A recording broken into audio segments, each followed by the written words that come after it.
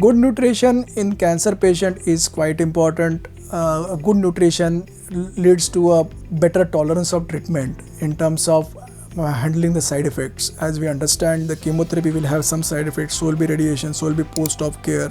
So every patient will go through some kind of a stressful situation during their treatment times. So good nutrition will mitigate these typical side effects, or at least reduce the severity of these side effects. It will also make patients feel much better, more energetic. It will also make the patients more active.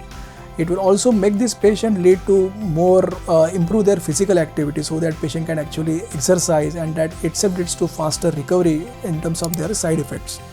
And in addition to that, good immunity boosting also happens when you have a good quality nutrition, and that itself fends various infections what patient at times might be prone for during the treatment times.